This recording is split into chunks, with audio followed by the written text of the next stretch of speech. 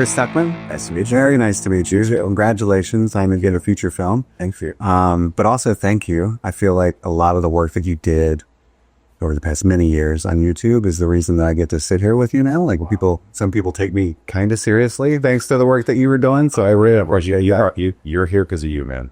Seriously. And I just want to say, I can't imagine, because I think a lot of us want to make movies. Everyone, including the world, our own heads tell us that we can't. And so we start yapping about them in our DVD collection on the internet as kind of like instead, right? Yeah. And so now you're sitting there, you're on set with Keith David, you're talking with Mike Flanagan about your project. There had to be, but what was like the moment? Was it calling action that first day? Was it sitting there with Mike a few months prior? What, at what point were you like, holy shit, I'm doing it? When I was a kid, and up until now, I've collected movie ticket stubs. I have all my movie ticket stubs in a binder from 2001. Like my earliest one, I think, is The Time Machine with Guy Pearce. And we've done a series of screenings over the past week that had movie ticket stubs. And I held a stub for Shelby Oaks in my hands, and that is actually the moment where I was like, oh, I'm going to put this in my binder with all these other stubs from the past, 20 years. And it's just and it's funny because my binder, I'm at the last page. Yeah. Isn't that strange? Like all this time I filled it up, and then the last page, I'll be able to put my movie on there. And then you'll be able to fill it up with all your movies. That'd be amazing.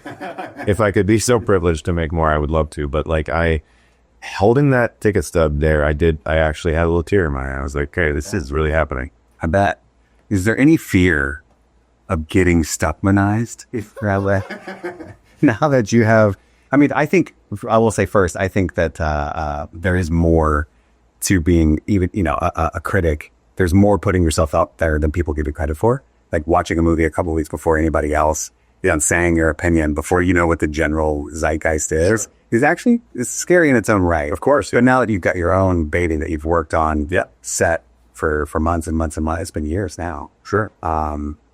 Your peers are going to be making their videos about it. How's that feel every year?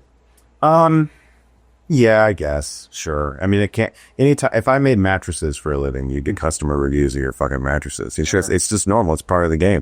Yeah. And it's valid. It's valid. Cause obviously I did it for a long time, and I encourage people to feel however they want to feel about anything that they see, especially my movie.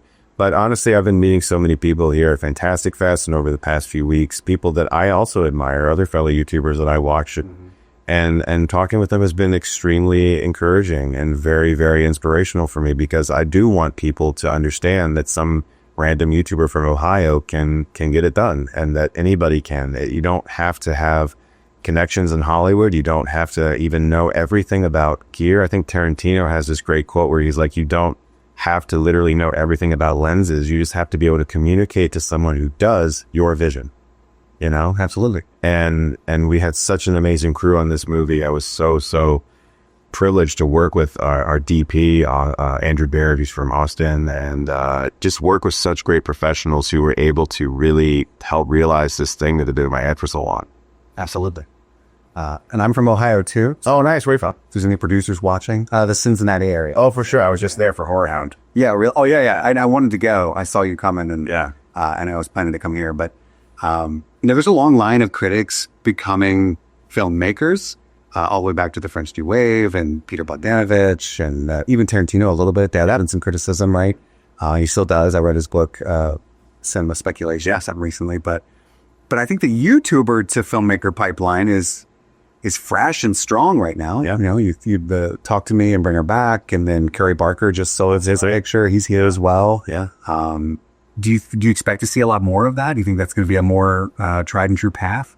I do. I think the future of filmmaking is people who have had a digital footprint being out there, in their stuff, and seeing that happen. And like C. Robert Cargill was at our screening last night, who wrote Sinister, Doctor Strange, Black Phone. He's awesome. He's incredible. But he started on Ain't It Cool News, and he did those spill videos where he was like an animated character reviewing movies on YouTube. Yeah. And he was one of the first people I saw do it. And I was like, okay, this can happen. This is real. And his encouragement after the screening was so incredible, man. He said the most kind things to me about the film, and it really was like a full circle moment for me, having watched him on Spill with Corey, and they still do Double Toasted and stuff, which I love as well. It's been really a good ride. That's awesome, man. And yeah, Cargill's super fun. And I talked to Rodriguez a couple of years ago. Oh, cool. And I remember asking, do you think it's still the same way? Like a filmmaker could just scrap together a flick and take it to a film festival and make it like the way that he did? And he said, I don't think so. I think it's easier now. If I was a filmmaker today just starting out, I would just throw it on YouTube in a heartbeat. So anyway, I think it's awesome that you took the time to talk to me. I can't wait to see what everybody thinks of Shelby Oaks. Congrats, man. You did it.